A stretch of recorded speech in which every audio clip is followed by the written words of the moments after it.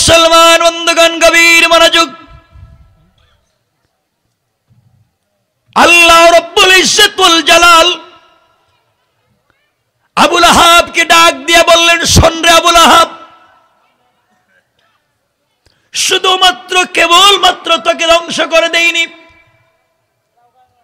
আমি আল্লাহ রব্বুল ইজ্জতুল জালাল তোমার স্ত্রীকে, তোমার সন্তান, তোমার সম্পত্তি গুলাকেও ধ্বংসের কথা বলেছি। এর কারণ হলো আল্লাহর পয়গম্বর আখিরি জামানার নবী জনাবে মুহাম্মদুর রাসূলুল্লাহ সাল্লাল্লাহু আলাইহি ওয়াসাল্লামের কাছে আল্লাহ পাক যখন আয়াত নাজিল করে দিলেন, আল্লাহ জানায়া দিলেন, বন্ধুরে, ওয়ানজির আশিরাতাকাল আকরাবিন, তোমার নিকটাত্মীয় যারা কাছের মানুষ যারা, তাদের কাছে দিন পৌঁছে দাও, কালিমার দাওয়াত পৌঁছে দাও। এই সূরা শুআরার আয়াত নাজিল হয়ে যাওয়ার পরে আল্লাহর পয়গম্বর আখিরি জামানার নবী জনাবে মুহাম্মদুর রাসূলুল্লাহ সাল্লাল্লাহু আলাইহি ওয়াসাল্লাম একদিন সকাল বেলা ঘুম থেকে উঠে সাফা পাহাড়ে উঠে গেলেন। সাফা পাহাড়ে উঠে ঘোষণা করলেন, ইয়া সাবাহা। এই কথা আরবের প্রচলন ছিল, তাদের সাহিত্য ছিল, বড় কোনো অঘটন ঘটলে পাহাড়ে উঠে সকালবেলা ডাক দেওয়া। আল্লাহর পয়গম্বর যখন সকালবেলা ঘুম থেকে উঠে ইয়া সাবাহা বলে ডাক দিলেন, গোটা মক্কায় বড় বড় কুরাইশ বংশের যারা ছিল, আব্দে মানাফ যারা ছিল, লুই বংশের যারা ছিল, সবাই চিন্তা করলো মুহাম্মদ হঠাৎ করে ডাক দিল কেন? নিশ্চয় বড় কোনো খবর হবে, কোনো বিপত্তি হয়তো ঘটে গিয়েছে। আল্লাহর পয়গম্বর এতদিন পর্যন্ত দ্বীনের দাওয়াত গোপনে গোপনে দিতে লাগছিলেন।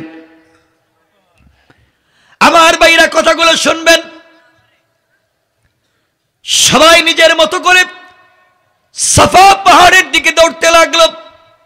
যারা যেতে পারলো না, প্রতিবেশী পাঠাইয়া দিল, দূত পাঠাইয়া দিল, যাও তো দেখো মুহাম্মদ কি বলে।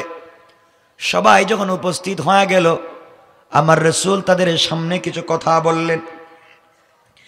আমার নবী তাদেরকে উদ্দেশ্য করে বলতে লাগলেন, শোনো, বড় বড় নেতাদেরকে লক্ষ্য করে, গোষ্ঠীর লোকদেরকে লক্ষ্য করে বললেন, শোনো, আমি যদি তোমাদেরকে বলি তোমাদের বিরুদ্ধবাদীরা তোমাদের উপরে আক্রমণ করার জন্য আসতেছে, পাহাড়ের অপর প্রান্তে দাঁড়িয়ে আছে, আঘাত করবে আজ হোক কাল, তোমরা কি আমার কথাগুলোকে বিশ্বাস করবে? সবাই এক বাক্যে ডাক দিয়া বলল, মুহাম্মদ ইবনে আব্দুল্লাহ, তুমি আমাদের ভাতিজা। কেউ বলছে ভাই, কেউ বলছে বন্ধু। শোনো, তোমাকে আমরা চিনি, দীর্ঘদিন পর্যন্ত তোমাকে আমরা দেখেছি, আজ পর্যন্ত তুমি আমানতের খেয়ানত করো নাই, কোনো মানুষের সঙ্গে খারাপ ব্যবহার করো নাই, আচরণ করো নাই, অন্যায় করো নাই। তোমাকে আল আমিন বলি, তোমার কাছে আমরা আমানত জমা রাখি। আজ পর্যন্ত তুমি কারোর সঙ্গে খারাপ ব্যবহার করো নাই, তোমার সঙ্গেও কেউ খারাপ আচরণ করে নাই। তোমাকে নিয়ে আমরা গর্ববোধ করি, তোমার মতো একটা যুবককে নিয়ে আমরা মক্কার মানুষ আনন্দিত, কুরাইশের মানুষ তো অহংকার করি। কি বলতে চাও, কি বলবা বলে ফেলো। আল্লাহর পয়গম্বর ডাক দিয়া বললেন, শোনো রে, আমি দেখতে পাচ্ছি তোমাদের জন্য জাহান্নামের আগুন দাও দাও করে জ্বলতেছে। তোমরা আজ থেকে তাওহীদের উপরে বিশ্বাস করো, মূর্তি পূজা ছেড়ে দাও, অগ্নি পূজা ছেড়ে দাও, গাছের পূজা ছেড়ে দাও, মাছের পূজা ছেড়ে দাও, পাথরের পূজা ছেড়ে দাও, সূর্যের পূজা ছেড়ে দাও, দুনিয়ার সকল দেব দেবীর পূজা ছেড়ে দাও, এক আল্লাহর তাওহীদের স্বীকৃতি দাও। আল্লাহ আমাকে রাসূল এবং নবী বানিয়ে পাঠিয়েছেন, রিসালাতের স্বীকৃতি দাও। বলো, এই কথার স্বীকৃতি দিলে আসলিম তাসলাম, ইসলাম কবুল করো, শান্তিতে থাকতে পারবা। তোমরা, আমি দেখতেছি তোমাদের জন্য জাহান্নামের আগুন দাউ দাউ করে জ্বলতেছে।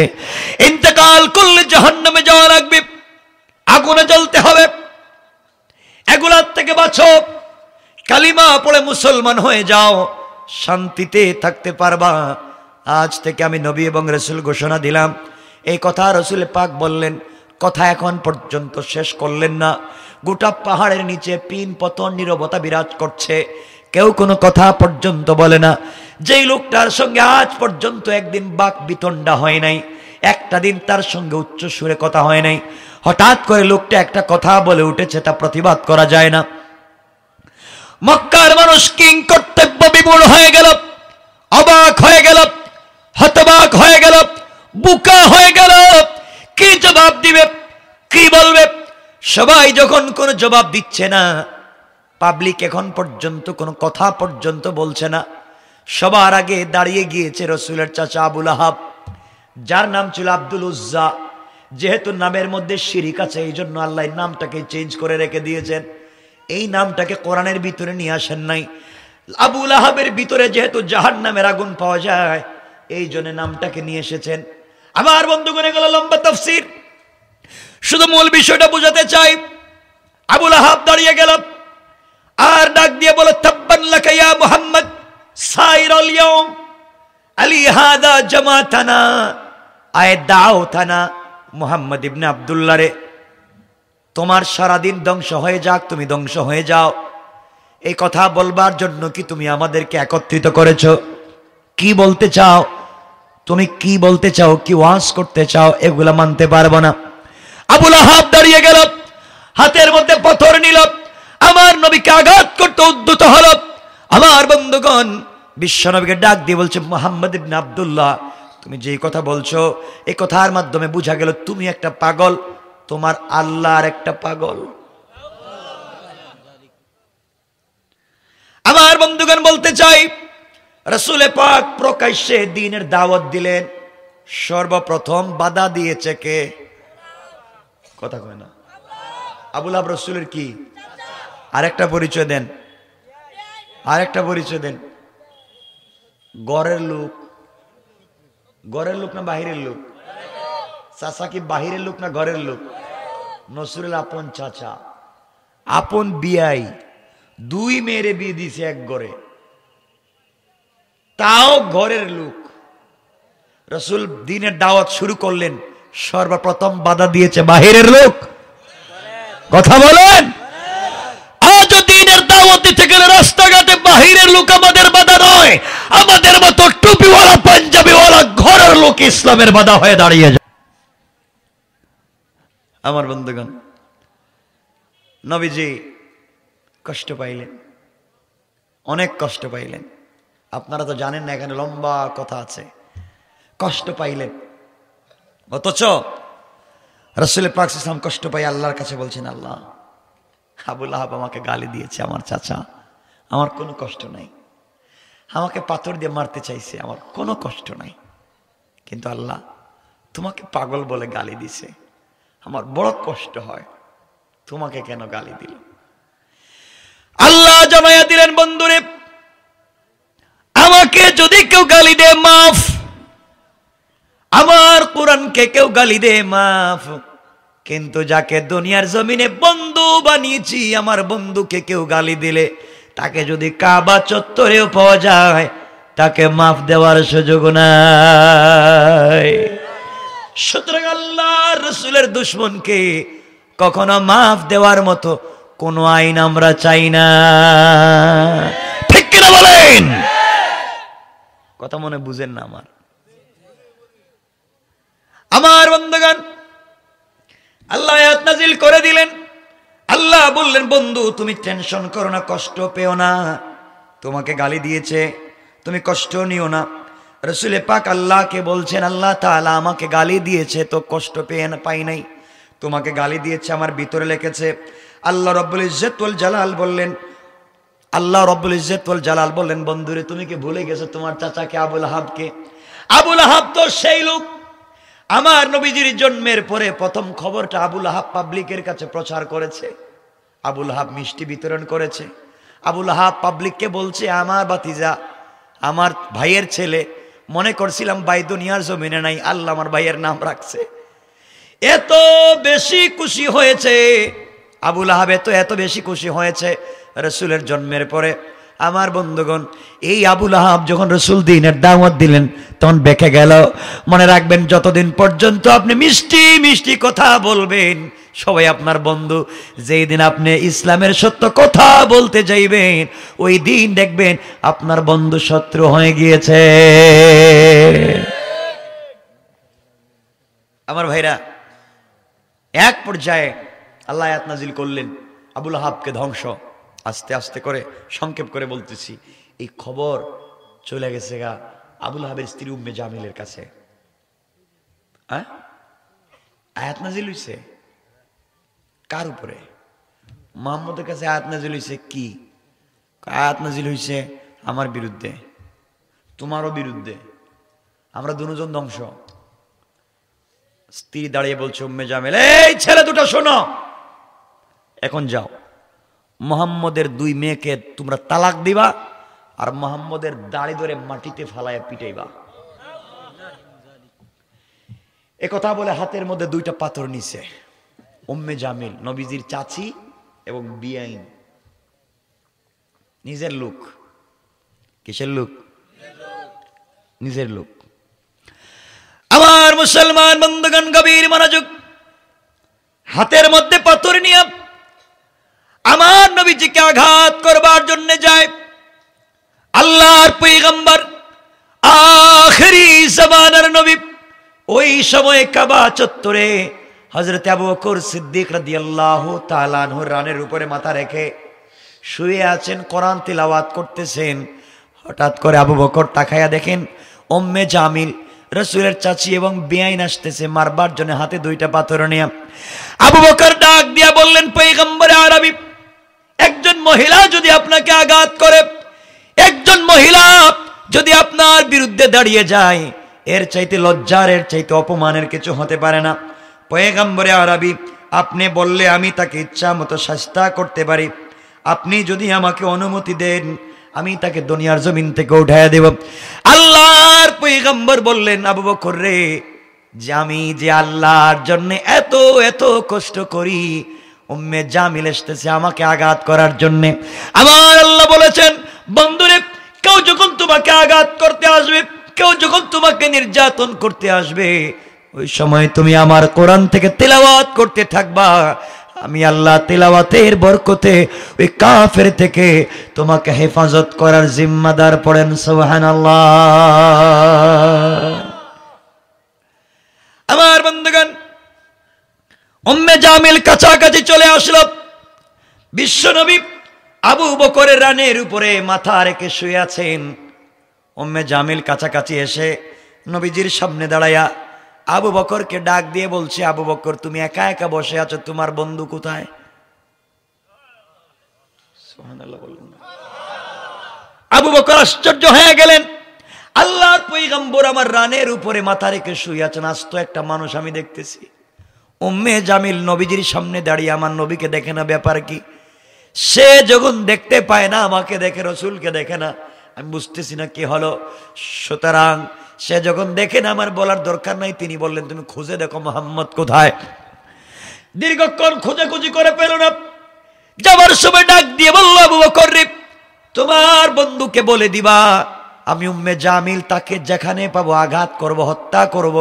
হুমকি দিয়ে যখন চলে যাচ্ছে, যখন চলে যায়, আবু বকর আমার নবীকে জড়ায়া কপালে চুম্বন করে চোখের পানি ছেড়ে ডাক দিয়ে বলছেন, পয়গম্বরে আরবি, আপনি বলেন তো দেখি, এই মুহূর্তে আপনাকে আমি দেখি, আপনার তেলাওয়াত আমি শুনি, উম্মে জামিল আপনার সামনে দাঁড়িয়ে আমাকে দেখে আপনাকে দেখেন, এর কারণ কি? আল্লাহর পয়গম্বর ডেকে বললেন, আবু বকর রে, আমার আল্লাহ বলেছেন, যখন কোন কাফের আঘাত করবার জন্য আসবে, ওই সময় যদি আমি কোরআন থেকে তেলাওয়াত করি, আল্লাহ বলেছেন, হিজাবাম মাসতুরা, আকাশ থেকে একটা গোপন পর্দা পাঠায়া আমার আর কাফেরের মধ্যখানে পার্টিশন সৃষ্টি করে দেন, এই জন্য কোন কাফের আমাকে দেখতে পারে না। আল্লাহু আকবার। এর প্রমাণ আরেক জায়গা আছে। কষ্ট হচ্ছে না তো? 12টা হয়েছে কিন্তু হ্যাঁ, আর ফজরের নামাজ আমি একা একা পড়ব। কিয়ামতের দিন কইবেন হুজুর তো ওয়াজ করছে আমরা কিচ্ছু জানি না। আমি বুঝি এগুলা, কিন্তু কি বুঝাতে চাই শেষ পর্যন্ত আমি শুরু করেছি শুধু তাব্বাত ইয়াদা আবি লাহাব, এতটুকুনের কথা বলবো। শোনো আমার বন্ধুগণ, আল্লাহর পয়গম্বর আখিরি জামানার নবী যেই দিন মক্কা ছেড়ে ইয়াসরিবের দিকে মদিনার দিকে হিজরত করবেন, গভীর রাত্রে আল্লাহ এসে জিবরিল এসে বললেন বন্দরে উঠো। আল্লাহ বলছেন ইয়াসরিবের দিকে হিজরত করা লাগবে, মক্কা থেকে মদিনায় যাও। কি বুঝাতে চাই ঘটনা না, কি বুঝাতে চাই দেখো। আল্লাহর পয়গম্বর ঘুম থেকে উঠে গেলেন, ইয়াসরিবের দিকে খেজুর বাগানের দিকে হিজরত শুরু করবেন। হঠাৎ করে আওয়াজ শুনতে পাইলেন, কাফেরেরা বিরুদ্ধবাদীরা পুরো ঘরটাকে বেষ্টন করে রেখে দিয়েছে। বাহির দিক দিয়া বল্লম নিয়ে, নেজা নিয়ে, তীর নিয়ে ঘর থেকে বের হলে আঘাত করবে। আমার নবী আল্লাহকে ডাক দিয়ে বলছেন, আল্লাহ তাআলা আপনি আমাকে বলেছেন ঘর থেকে বের হয়ে যাওয়ার জন্যে, আয় আল্লাহ তাআলা আমি কেমনে ঘর থেকে বের হয়ে যাই? কাফেররা আমাকে আঘাত করবে, ঘর থেকে বের হলে মেরে ফেলবে। আপনি বলেছেন ঘর থেকে বের হতে। আল্লাহ বললেন বন্ধুরে তুমি শোনো, তোমাকে ঘর থেকে বের হওয়ার কথা আমি রব বলে দিয়েছি, ঘর থেকে বের হওয়ার দায়িত্ব তোমার, আর তোমাকে হেফাজত করার জিম্মাদার স্বয়ং আমি আল্লাহ। আল্লাহ রাসূল বললেন আল্লাহ তাআলা ঘর থেকে বের হতে পারি, আপনি বলেছেন জিম্মাদার, আপত্তি নাই। ওয়ালাকিন লিয়াতমাইন্না কলবি, কিন্তু অন্তরে শান্তি পাচ্ছি না, কাফেররা তো মারবে। তুমি বাঁচাবে বলছো ঠিকই, কিন্তু মনে শান্তি পাচ্ছি না, কোনো একটা ব্যবস্থা দাও। আল্লাহ ডাক দিয়ে বলেন বন্ধু শোনো, তাহলে তুমি এইবার হাতের মধ্যে কিছু কঙ্কর নেও, বালি নেও, পাথর নেও, কুরআন থেকে কিছু তেলাওয়াত করে কাফেরদের উপরে নিক্ষেপ করে দাও, এর মাধ্যমে তোমাকে আমি হেফাজত করব। আল্লাহ রাসূল বলছেন আল্লাহ তাআলা নিক্ষেপ করলে তো কই দিকে যায়? যেদিকে নিক্ষেপ করা যায় এদিকেই যাবে আল্লাহ তাআলা। ও পয়গম্বর আপনাকে বলেছি নিক্ষেপ করবার জন্য, আল্লাহ রাসূল বলছেন আল্লাহ তাআলা নিক্ষেপ করলে তো একদিকে যাবে, যেদিকে মারবো ওদিকে যাবে, অন্যদিকের কাফেররা তো আমাকে আঘাত করবে, হত্যা করে ফেলবে। আল্লাহ রাসূলকে আল্লাহ ডাক দিয়ে বললেন বন্ধুরে তোমার কাজ হলো নিক্ষেপ করা, আর চতুর্দিকের কাফেরদের চুকে চুকে পৌঁছে দেওয়ার জিম্মাদার স্বয়ং আমি আল্লাহ। বুঝাতে চাচ্ছি রবের সাথে সম্পর্ক রাখলে কি হয়। আমার বন্ধুগণ গভীর মনোযোগ, এক পর্যায়ে আল্লাহর পয়গম্বর হাতের মধ্যে কঙ্কর নিলেন, বালি নিলেন, পাথর নিলেন, যে কোনো জিনিস নিলেন, ঘর থেকে বের হয়ে একদিকে মারলেন, চতুর্দিকের কাফেরদের চুকে পৌঁছে গেল, চোখ রগড়াতে লাগলো, মুছতে লাগলো। রাসূল পাক মদিনায় চলে গেলেন। ঘটনা বলছি না। একদিন আল্লাহ ডাক দিয়ে বলছেন বন্ধুরে বলো তো ওই দিন কেমনে গেলা? নিক্ষেপ তো একদিকে করলা, শুধু সামনের দিকে মারলা, ডাইনে বামে পিছনে, কাফেরদের চুকে কেমনে পড়লো তুমি বলো? আল্লাহ রাসূল বলছেন আল্লাহ তাআলা আপনি বলেন। আমার আল্লাহ জবাব দিলেন শোনো, ওয়ামা রামাইতা ইয রামাইতা ওয়ালাকিন্নাল্লাহ রামা।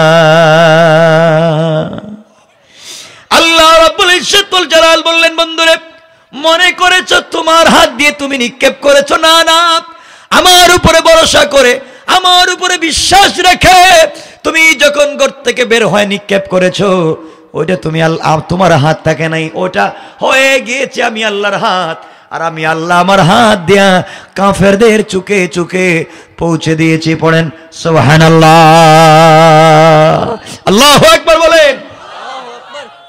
এই রব আসেননি? আসেননি? কাফেররা যত কৌশল করুক না কেন, ইসলামকে মুছে দেওয়ার কোন সুযোগ, কোন সুযোগ।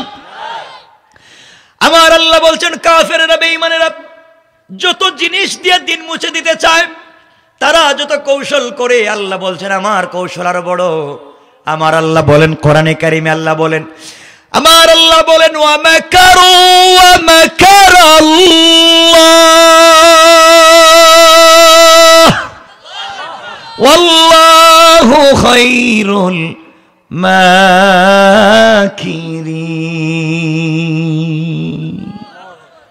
আল্লাহ রাব্বুল ইজ্জত ওয়াল জালাল ডাক দিয়ে বললেন, দুনিয়ার মানুষেরা, কাফের বেঈমানেরা দিনকে মুছে দেওয়ার যত কৌশল করে, আমি আল্লাহর কৌশল তো আর বড়, আল্লাহর কৌশল আরো বড়। আল্লাহর এক জায়গায় বলেন সূরা নিসায়, ইন্না কাইদাশ শাইতানি কানা দাঈফা। আল্লাহ রাব্বুল ইজ্জত ওয়াল জালাল বললেন, কাফেরেরা ইসলামকে মুছে দেওয়ার যত কৌশল করে না কেন, সবগুলা কৌশল আমি আল্লাহর কাছে মশা মাছির গড়ের চাইতে আরো বেশি দুর্বল। কোন সুবহানাল্লাহ, আল্লাহু আকবার বলেন। কষ্ট হচ্ছে আমার বন্ধুগণ। এক পর্যায়ে আবু লাহাব খেপে গেছে। নবীজি গেলেন উক্কাজের মেলায় দিনের দাওয়াত দিতেন। নবীজি সব জায়গায় দিনের দাওয়াত দিতেন। দাওয়াত দিতে গেছেন। তুফাইল ইবনে আমর আদ-দাওসী রাদিয়াল্লাহু তাআলা, তখন তিনি বাচ্চা ছিলেন, বাবার সঙ্গে মেলা দেখতে গিয়েছিলেন। গিয়ে শুনেন এক লোক বলতেছে, ও মেলার মানুষ, একটু থামো না গান বাজনা, আসলিম তাসলাম, ইসলাম কবুল করো, শান্তিতে থাকবা। এমন সময় একটা লোক পিছন থেকে বলছে, ও মেলার মানুষ, ও পাগল, ওর কথা শোনা যাবে না। তো তুফাইল বলেন, আমি আমার বাপকে বলছি, আব্বা জান, একটা লোক দেখলাম কত সুন্দর করে কি কি জানি বলতেছে, আর আরেকটা লোক পিছন দিক থেকে বলল এটা পাগল পাটপার, আপনি বলেন তো, বুঝলাম না এই লোকটাকে। তুফাইল বলেন, আব্বা বলছেন যে লোকটা বলছে আসলিম তাসলাম, এই লোকটার নাম মুহাম্মদ ইবনে আব্দুল্লাহ, আর যেই লোকটা পিছন দিক থেকে বলছে ওটা পাগল, এই হচ্ছে তার চাচা আবু লাহাব। নাউজুবিল্লাহ বললেন না। রাসূল দিনের দাওয়াত দিলেন, বাহিরে বাধা দিছে কে? ঘরের লোক। বাধা দিছে কে? ঘরের লোক। এজন্য আজকে দিনের কাজে সব থেকে বড় বাধা ঘরের লোক, ঠিক কিনা বলেন? বাহিরের মানুষকে দোষ দিয়ে লাভ নাই আমার বন্ধুগণ। তাই যদি হয়, এই জন্যই জমিনকে ঠিক রাখতে গেলে, এই জমিনকে সুন্দর করতে গেলে, এই সমাজকে প্রতিষ্ঠা করতে গেলে আমরা আল্লাহর কাছে বলবো, আল্লাহ তাআলা তুমি বলেছ জমিনের মধ্যে কোনো নবী দিবা না, নবীর রাস্তাকে বন্ধ করে দিয়েছো, আমরা রাজি মানি। আল্লাহ কিন্তু তুমি তো বলো নাই দুনিয়ার জমিনে আর ওমর দিবা না, ওই কথা বলো নাই। আল্লাহ তাআলা এই গোটা দুনিয়াকে সোজা রাস্তায় নিয়ে আসতে হলে এই জমিনে একজন ওমরের দরকার আছে না? না, একজন ওমরের দরকার। ওমর কে? ওমর কোন ইউনিভার্সিটির স্টুডেন্ট না, ওমর রাসূলের পাকের ছাত্র, রাসূলের কাছে কোরআন শিখেছেন। আপনারা কষ্ট পায়েন না আমার কথায়? আপনারা কোরআনকে বানিয়েছেন মক্তবে বাচ্চাদের পড়াবার বই, কোরআনকে বানিয়েছেন তাবিজার কবজ দেওয়ার বই, কোরআনকে বানিয়েছেন জানাজার জিয়ারত করার বই, কোরআনকে বানিয়েছেন শবে বরাতের শবে কদরে খতম পড়ার বই, কোরআনকে বানিয়েছেন কেউ মরে গেলে তার বাড়িতে 10 জন মিলে খতম পড়ে 300 টাকা করে পাওয়ার বই। কথা কন না কেন? এগুলা কোরআনে শুধু নাই। আল্লাহ বলছেন তোমরা physiology, biology, chemist, druggist, social science, medical science, general science, Quranic science, math, কোন বিষয় সূর্য ঘুরে না চন্দ্র ঘুরে, দুনিয়ার নিচে কি আছে, আসমানের উপরে কি আছে, পৃথিবীর কোথায় কি আছে, বিজ্ঞান কি বলে, আল্লাহ বলছেন তিবিয়ানান লিকুল্লি শাই, সব কিছুকে পূর্ণাঙ্গভাবে কোরআনে আল্লাহ বর্ণনা করে দিয়েছেন, ঠিক কিনা বলেন? কোরআনে আছে না নাই? আমার দিকে তাকান, ওদিকে তাকায় লাভ নাই, দুষ্ট কিছু থাকে আমার বন্ধুগণ। এই জন্য কোরআনকে থিসিস করেন, কোরআন অ্যানালাইজ করেন, কোরআন গবেষণা করেন। বলতে চেয়েছিলাম, মনে উঠে গেল ওমরের কথা। ওমর কোনো ইউনিভার্সিটির স্টুডেন্ট ছিলেন না, ওমর তো ছিলেন উটের রাখাল। কিসের রাখাল? উটের রাখাল। উট প্রস্রাব করত, টয়লেট করত, আর উনি উটের লেজ ধরে বসে থাকত, এমন লোক। এই লোকটা কালিমা পড়ছেন, রসুলের কাছাকাছি আসছেন, কোরআন শিখছেন, কোরআন বুঝেন। কোরআনে কারিমে সূরা ইব্রাহিম আল্লাহ বলছেন আলিফ লাম রা কিতাবুন আনজালনাহু ইলাইকা লিতুখরিজান নাসা মিনাজ যুলুমাতি ইলান নূর। কোরআন একটা ম্যাগনেট, কোরআন একটা লাইট। কোরআনের কাছে যারাই আসবে তারাই স্বর্ণ হয়ে যায়, স্বর্ণ খাঁটি হয়ে যায়। সুবহানাল্লাহ, জোরে পড়েন না। হযরত ওমর কোরআনের কাছে আসলেন, ছিলেন উটের রাখাল, হয়ে গেলেন অর্ধ জাহানের খলিফা। লজ্জা হচ্ছে সুবহানাল্লাহ বলতে? মনে হইতেছে এরা মনে রোহিঙ্গা নাকি? এত ওয়াজ করতেছি 2 ঘন্টা হয়ে গেছে। সুবহানাল্লাহ, জোরে আওয়াজ করে বলেন তো সুবহানাল্লাহ। ঠিক আছে, মানে আমি বক্তা না তো যে আমি একাকে ছিলাম আর আপনারা বসে থাকবেন না। আমার গলা ভাঙলে আপনাদের একটু ভাঙা লাগবে, এই নিয়ত করেই বসছি, বুঝছেন? কষ্ট হচ্ছে না তো? এই ওমর, যে ওমর উটের রাখাল ছিলেন, আল্লাহ রসুলের কাছে এসেছেন, রসুলকে নেতা মেনেছেন, নিজে রসুলের কর্মী হয়েছেন, কোরআনকে সংবিধান মেনেছেন, গোটা সমাজ চেঞ্জ হয়ে গিয়েছে। ওমর তো এমন মানুষ, মদিনা একবার ভূমিকম্প হয়েছে, ওমর হাতের তরবারি মদিনার মাটিতে গেড়ে বলছে, এই মদিনার মাটি, আমি মুহাম্মদের কর্মী, মুহাম্মদ জিন্দা, হায়াতুন নবী, মদিনায় জিন্দা, আর তুই মাটি কাঁপবে, বরদাস্ত হবে না। মনে রাখবেন কিয়ামত পর্যন্ত মদিনায় আর ভূমিকম্প হবে না। তার নাম তো ওমর। কোরআনের কাছে আসছে ওমর, কি হয়েছে? ওমর মদিনার মসজিদে দাঁড়িয়ে খুতবা দিচ্ছেন, জুমার খুতবা। 800-900 মাইল দূরে হযরতে সারিয়া যুদ্ধ করছে। ওমর ডাক দিয়ে বলছেন, ইয়া সারিয়া আল জাবাল, আল জাবাল। আওয়াজ দিয়েছেন 700-800-900 মাইল দূরে, তার আওয়াজ আল্লাহ পৌঁছে দিয়েছেন। কথা বলবো ওমরের? ওমর তো এমন মানুষ, রাত্রে কে কি স্বপ্নে দেখে ওমর জানে, ওমর জানে। আরে হযরত ওমরের এই কথা তো আরো লম্বা। রাত্রে কে কি স্বপ্নে দেখে ওমর জানে। ওমর তো এই মানুষ, যেই মানুষ কাউকে ধরে বলছে, এই তোর হাতে কি? মদের বোতল। ভয় পেয়ে বলছে দুধের বোতল, হাতে নিয়ে দেখা যায় আসলেই দুধের বোতল। কি বুঝলেন? কোরআন কার নাম? কোরআন একটা ম্যাগনেট, বুঝলেন না তো? কোরআন কি? একটা ম্যাগনেট, চুম্বক। কাছে আসেন, কাছে আসেন। আপনারা তো শুধু মোবাইল কোম্পানি কাছে আসার গল্প শুনে, কাছে আসো। আরে কাছে আসার গল্প তো 1450 বছর আগে শিক্ষা দিয়েছেন আল্লাহ রসুল, ঠিক কিনা বলেন? কাছে আসো, ইলম সিনা দের সিনা, কাছে আসো। জানি মুসলমান কি বলতে চাই। ওমর তো এমন এক ব্যক্তির নাম, যারে দেখলে শয়তান রাস্তা চেঞ্জ করে যেত। একদিন জোহরের সালাত পড়ে নবীজি বাইর হইছেন মসজিদের নববী থেকে, হঠাৎ করে দেখেন শয়তান খুব তাড়াতাড়ি আসতেছে, অরিজিনাল শয়তানটা। নবীজি বলেন, আজকে আসুক, ওরে কিছু জিজ্ঞাম আজকে কেন শয়তান এটা করে। খুব আসতেছে, নবীও যাইতেছেন, হঠাৎ করে দেখেন শয়তান রাস্তা চেঞ্জ কইরা, রাস্তা থেকে জমিনে দি পুরা হুমার দৌড় উল্টা দিকে। নবীজি বলেন, কি রে, আমার দিকে তো শয়তান দৌড়াইবার কথা না, ও দৌড় দিতেছে কেন? কাহিনী কি? নবীজি পিছন দিকে তাকায় দেখেন ওমর আইতেছে। ওমর, আল্লাহু আকবার বললেন না? বলছে, বুঝছি রে শয়তান, আমার ওমরে দেখছিস। এমন ভয় পায়।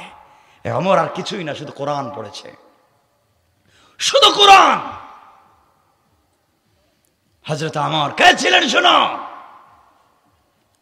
রাত্রবেলা হাঁটতেছেন, হাঁটতেছেন, ঘুরতেছেন, আপনারা যা জানেন তা বলছি না, ঘুরতেছেন, হঠাৎ করে একটা ছেলে একটা বস্তা কাঁধে নিয়ে যাচ্ছে। আমার বলছেন, কি? দাঁড়া। লোকটা চিন্তা করছে, ধরা খাইছি, এখন তো বাঁচবার কোনো পথ নাই। তোর বাড়ি সবসময় উমর খলিফা, উমর রাষ্ট্রপ্রধান, কিন্তু তোর বাড়ি একটা খোলা থাকে, এমনি দেখলে ভয় পায় পাবলিক। তোর হাতে কি? সেই মাত্র 1 বোতল খাইছে মদ, হাতে আছে আরো 2 বোতল। চিন্তা হইলো বাড়িতে গিয়ে আড্ডা দিয়ে খাইব। কি হাতে? মদের বোতল। আমার বলছেন, এই বোতলে কি? গরম দুধ। গরম দুধ মানে এত রাত্রে গরম দুধ পাইলি কই? আমার আব্বা দিছেন, আমার বোনটা অসুস্থ, তাড়াতাড়ি দুধ নিয়ে যাইতেছি। হে চিন্তা করছে, ভালো মানুষ তো অমর, দুধের কথা বললে কি আর ধর্ম নাকি ছেড়ে দিব। অমর বলতেছে, ব্যাগটা আমার কাছে একটু পরীক্ষা করে দেখি। ও তো চিন্তা করছে এবার খাইছে ধরা, তা তো এক নাম্বার তো মদ, তা বলছি দুধ, তাহলে তো বাঁচবার কোনো পতি নেই। মরছি তো মরছি, মাথাটাও হারাইছে আজকে। ও স্যার পায়ে ধরে মাপসাই, এটা দুধই, আপনি দেখবার দরকার দেরি হয়ে যেতেছে। বলছেন বোতল দে একটু দেখি। যুবকটা আল্লাহকে বলছে, আল্লাহ আমি যে আজরাইলের সামনে পড়ছি, বাঁচবার কোনো আশা ভরসা নাই। আল্লাহ এক কাজ করেন, আপনি জীবনে যা মদ খাইছে সব ভুল, ওয়াদা দিলাম তোমার উমরের সামনে খাড়াইয়া, মনে হইতেছে আমার অরিজিনাল টাটকা আজরাইল আমার সামনে দাঁড়াই আছে। আল্লাহ কথা দিলাম আজকের পর আর মদ খাইতাম না, জীবনে যা বদমাইশি করছে সব বাদ, আজ থেকে পাক্কা ইমানদারের ওয়াদা দিলাম, তুমি শুধু উমর থেকে আমারে বাঁচাও। কথা দিলাম আর মিস্টেক হবে না, উমর থেকে বাঁচাও, আর মদের দুধ কিছু মদ থেকে বাঁচাও, উমর যেন হাতে না নেয়। এটা দোয়া করছে, কিন্তু উমর বোতল দে। বেচারা কি করবে, শেষ পর্যন্ত বোতল হাতে দিছে। হযরত ওমর বোতলটা টান দিয়ে খুলছে, খুলেই দেখে গরম দুধ। আল্লাহু আকবার। আমার বলেন যা বাচ্ছিস, ঠিক মতোই বলছিস, দুধ দেখতেছি। ও ধরছে পায়ে, হুজুর স্যার মদ ছিল, দুধ ছিল না, আপনার ভয় আল্লাহর কাছে দোয়া করছি, আল্লাহ মদরে দুধ বানাই দিছেন। ওমর বোতল রাইকা কয়, ভাই তোর কাছে মাফ চাই, তুই আমার জন্য একটু দোয়া কর। তোর দোয়া যেমন ডাইরেক্ট কবুল হয়ে যায় তা তো জানি না, আমার চাইতে তো তুই আরো বহুত বড় পীর, তুই আমার জন্য দোয়া কর। মানুষের নাম আমার, তাই মানুষের নাম।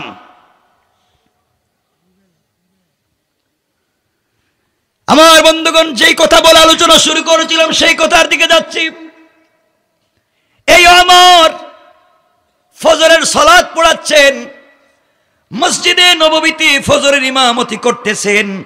এমন সময় তিনি যখন ইমামতি করতেছেন, প্রথম রাকাত ইমামতি করলেন, প্রথম রাকাতের সালাত পড়িয়ে দিলেন। ঘটনা একটা শুনেন। হযরত ওমরের কাছে একদিন মুগীরা ইবনে শুবা নামে এক ব্যক্তির গোলাম আবু লুলু আল মাজুসি এসে বলছে, খলিফাতুল মুসলিমিন আমিরুল মুমিনিন, আমার নাম আবু লুলু আল মাজুসি, মাজুসি মুসলিম না, আমার মালিকের নাম হচ্ছে, আমার মালিক অমুক, আমার মালিকের নাম মুগীরা ইবনে শুবা, আমার মালিক আমার কাছে প্রতিদিন 4 টাকা চায়, তাকে যেন প্রতিদিন 4 টাকা দিয়ে আমি কোথা থেকে দিব? আপনি আমার মালিককে একটু বুঝাইয়া বলেন। তিনি বললেন, মুগীরা ইবনে শুবা তোমার মালিক, তোমার নাম আবু লুলু আল মাজুসি, তুমি কি করো? যুবকটা বলছে, খলিফাতুল মুসলিমিন আমি খঞ্জর বানাই। খঞ্জর, খঞ্জর বানাও মানে কি?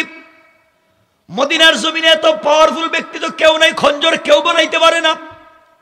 খঞ্জর হচ্ছে ছোট একটা তরবারি, এতটুকুন লম্বা, মধ্যখানে হাতল, এদিকেও কাটা এদিকেও কাটা, ঢুকলে আর বের করা যায় না, এমনি মরে যায় মানুষ, এমন একটা তরবারির নাম খঞ্জর, অস্ত্রের নাম খঞ্জর।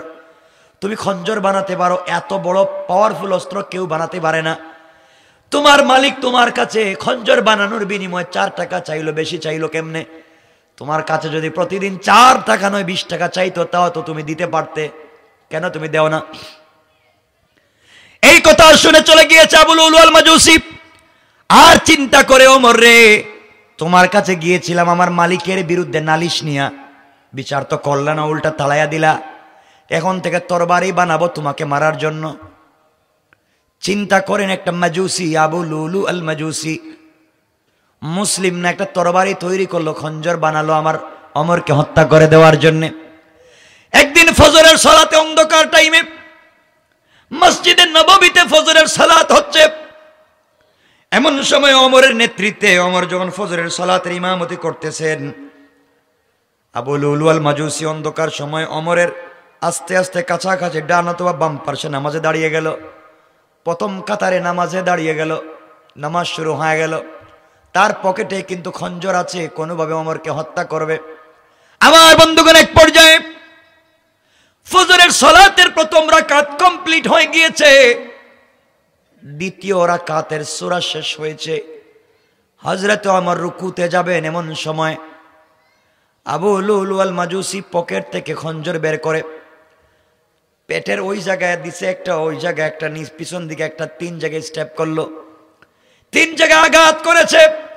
সাথে সাথে হযরত ওমরের নাড়ি বুড়ি বের হয়ে গিয়েছে। নামাজের ভিতরে হাতের খঞ্জর দিয়ে ঘুরাতে ঘুরাতে মসজিদ থেকে বের হয়ে গিয়েছে। 6-7 জন সাহাবীকে স্পট ডেড, জায়গায় শহীদ করে ফেলেছে। বের হয়ে চলে গিয়েছে। হযরত ওমর অজ্ঞান হয়ে মসজিদে নববীতে পড়ে গেলেন। আমার বন্ধুগণ, দীর্ঘক্ষণ চলে গেল, ওমরের জ্ঞান ফিরে না, কোনোভাবেই জ্ঞান ফিরানো যায় না। ডাক্তাররা পরামর্শ দিয়েছে ওমরকে বাঁচানো যাবে না, যে ওমর জবরদস্ত শক্তিশালী। আজকে ওমর জমিনে পড়ে গিয়েছে, অজ্ঞান হয়ে নাড়ি ভুড়ি বের হয়ে গিয়েছে। সবগুলাকে বেঁধে, কাপড় দিয়ে বেঁধে, পেটের সঙ্গে বেঁধে দেওয়া হয়েছে। নাবিজ দিলে মুখে পেট দিয়ে বের হয়ে যায়, পানি মুখের মধ্যে দিলে পেট দিয়ে বের হয়ে যায়, দুধ দিলে বের হয়ে যায়। বুঝা গেল কমপ্লিট ছিদ্র হয়ে গিয়েছে, ওমরকে আর বাঁচানো যাবে না। ডাক্তারেরা বলছে আর বাঁচবেন না। গোটা মুসলিম বিশ্বে কান্নার রোল পড়ে গিয়েছে।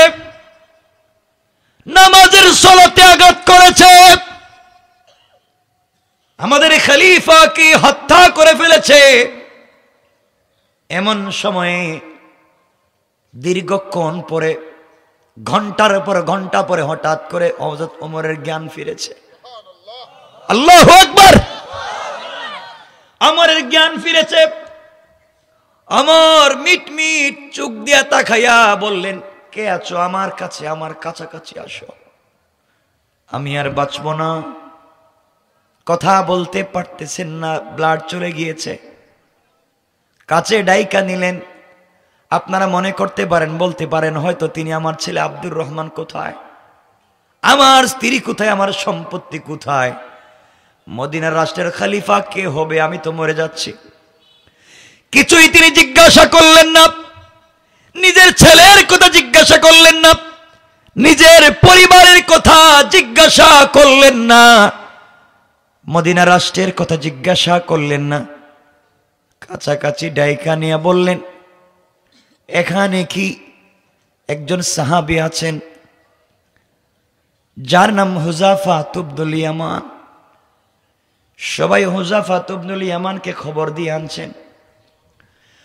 হুযাফা ইবনুল ইয়ামান যাকে বলা হয় সিররে রাসূল, রাসূলের গোপন বিষয় যিনি জানতেন, হুযাফা ইবনুল ইয়ামান এসে কান্না করে করে ডাক দিয়ে বলছেন, খলিফাতুল মুসলিমিন, আপনি আমাকে ডাকছেন কেন বলেন? হযরতে ওমর বলছেন, হুযাফা ইবনুল ইয়ামান বলো তো, আমি জানি রাসূল ইন্তেকালের আগে মুনাফিকদের একটা লিস্ট তোমার কাছে দিয়েছেন, তোমার কাছে একটা লিস্ট আছে কারা মদিনার মুনাফিক। তোমার পায়ে ধরি ভাই, আমি মরে যাব, তোমার লিস্টে কি আমি ওমরের নামটা রাসূল বলেছে? ওমর মুনাফিক কিনা বলো।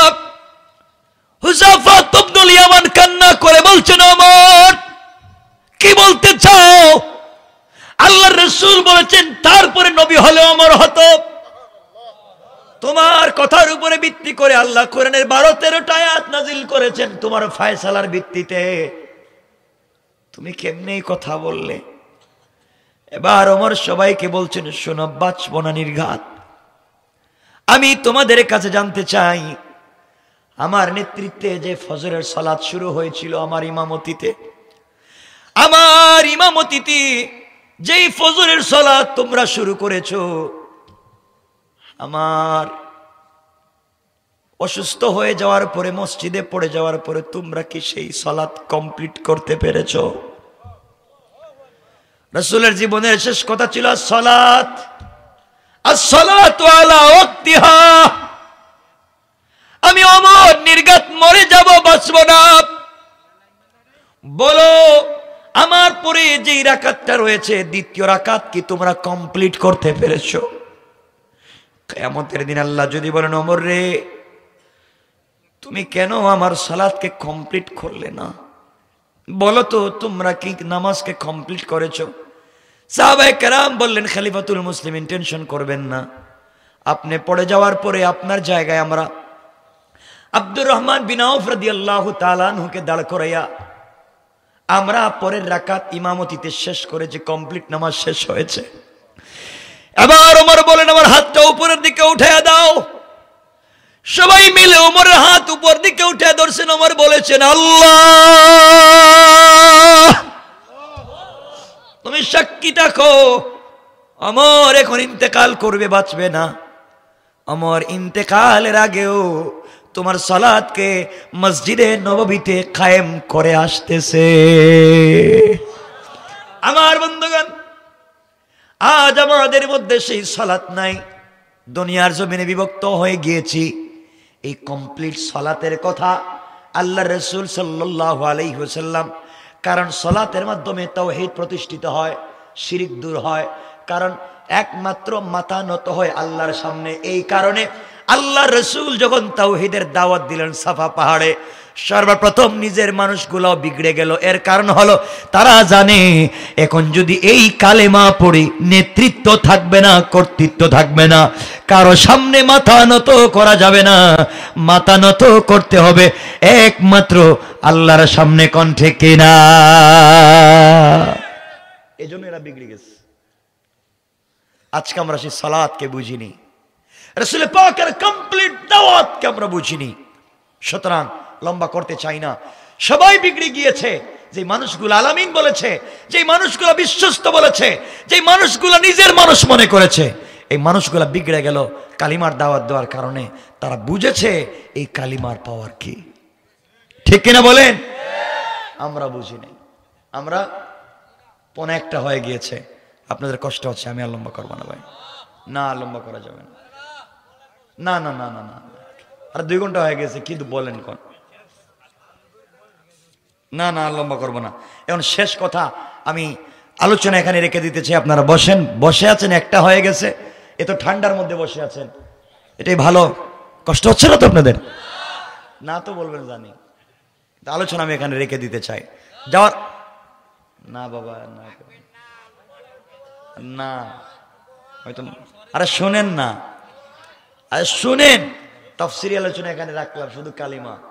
আপনাদেরকে একটা বিষয় বুঝাতে চাই, আমরা জান্নাতে যেতে চাই না? একটু হাত উঠে দেখেন কারা যাইতে চান না। ওরে আল্লাহ রে, এই আবেগ দেখতেছি এখনো কাজ করতেছে, বাস্তবতে আনতে পারি নাই।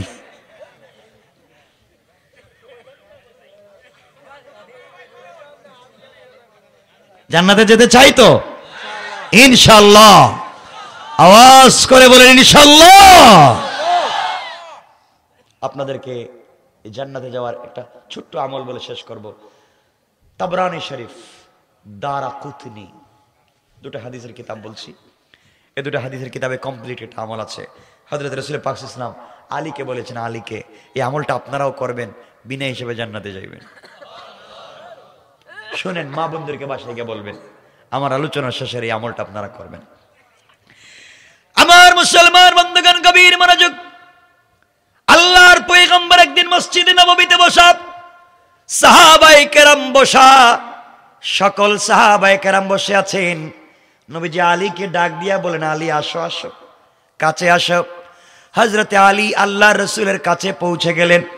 কাছে বসবার পরে আমার নবীজি আলীকে ডাক দিয়ে বলছেন, আলী রে, ও আলী, তুমি কি জান্নাতে যেতে চাও? আলী বলছেন, অবশ্যই জান্নাতে যেতে চাই।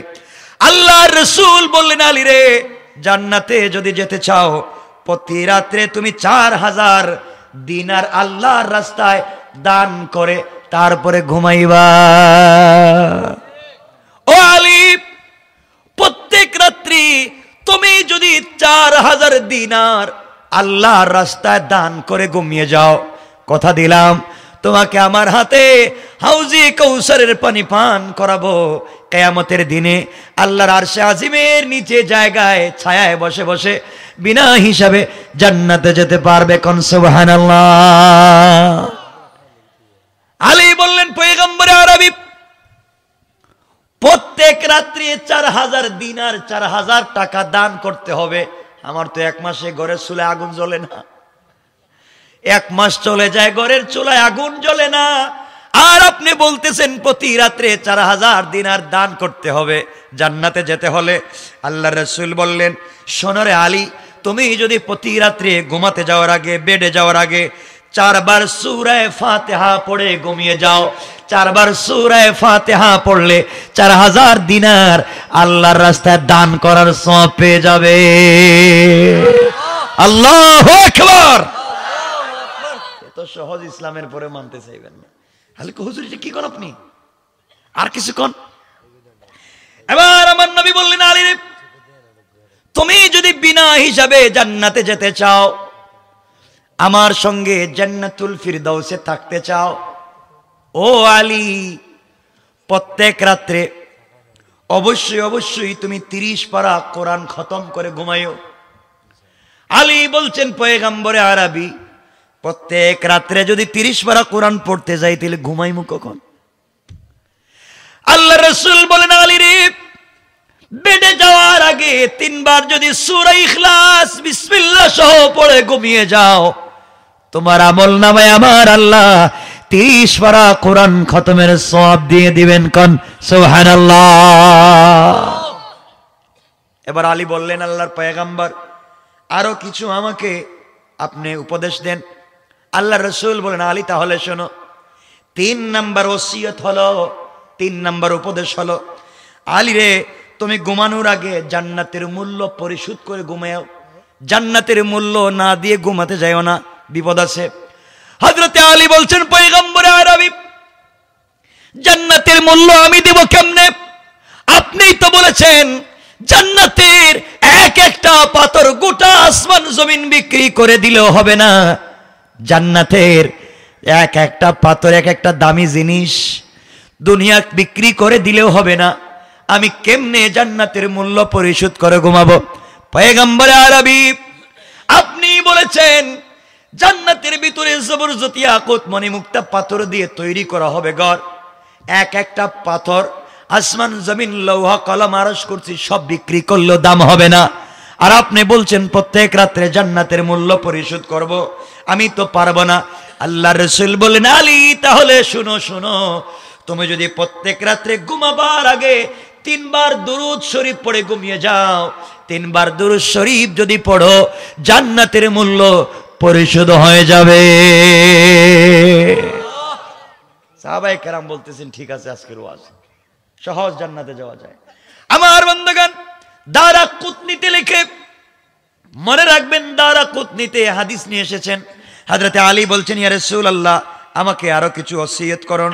এবার রাসূল বললেন, শোনো ও আলী, তোমাকে আরেকটা ওসিয়ত করতেছি, তুমি প্রত্যেক রাত্রে ঘুমাতে যাওয়ার আগে এক রাত ঝগড়া মিটিয়ে ঘুমায়ো। 2 জন ভাই মারামারি লেগে গেছে, স্বামী স্ত্রীতে ঝগড়া লেগে গেছে, গ্রামে গ্রামে বন্ধুয়ে বন্ধুয়ে মারামারি লেগে গিয়েছে, এই মারামারিটা মিটাইয়া ঘুমাতে যাইও। হযরতে আলী বলছেন, পয়গম্বর, প্রতিদিন কি মারামারি হয়? আমি কই খুঁজবো মারামারি? প্রতিদিন কোথায় মারামারি হচ্ছে, আমি কোথায় গিয়ে খুঁজবো? আল্লাহ রাসূল বলছেন, আলী রে, ঝগড়া মিটাইয়া দিলে যেই সওয়াব, তুমি যদি প্রত্যেক রাত্রে ঘুমাতে যাওয়ার আগে মাত্র 10 বার আস্তাগফিরুল্লাহ পড়ো আর ঘুমায়া যাও, ঝগড়া বিবাদ মিটাইয়া দিলে যেই সওয়াব, এই সওয়াব আল্লাহ তোমার আমলনামায় দিয়ে দিবে।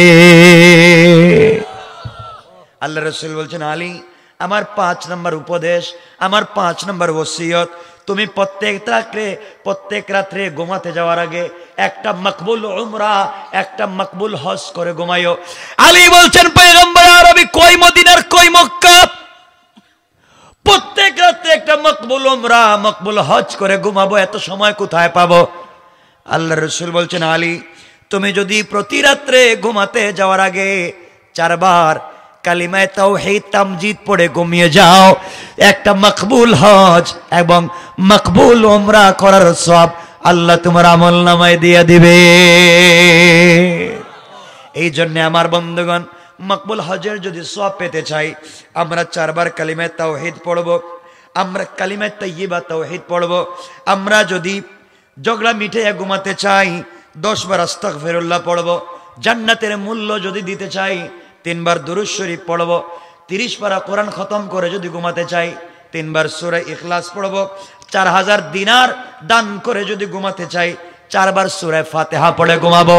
এই 5টা কথা যদি মানতে পারেন, আল্লাহর রাসূল বলছেন, ফাদাখালাল জান্নাতা বিসালাম। ইন্তেকাল করতে দেরি হবে, দারুস সালাম নামে একটা জান্নাত রয়েছে, যেই জান্নাতে গোলামেরা থাকবে বসা, আল্লাহ থাকবে দাঁড়ানো। ওই দারুস সালাম নামক জান্নাতের ভিতরে আল্লাহ দাঁড়াইয়া দাঁড়াইয়া তার গোলামদেরকে সালাম দিবেন। ওই জান্নাতের ভিতরে আল্লাহ আমাদেরকে পৌঁছায় দিবেন। পড়েন সুবহানাল্লাহ। পারবো তো ইনশাআল্লাহ? ইনশাআল্লাহ। সবাই বলেন ইনশাআল্লাহ। ইনশাআল্লাহ। আল্লাহ আমাদের সবাইকে কবুল করে। একটা হয়ে গেছে কাছাকাছি। আমার জন্য দোয়া চাই, আপনাদের জন্য দিল থেকে দোয়া থাকলো।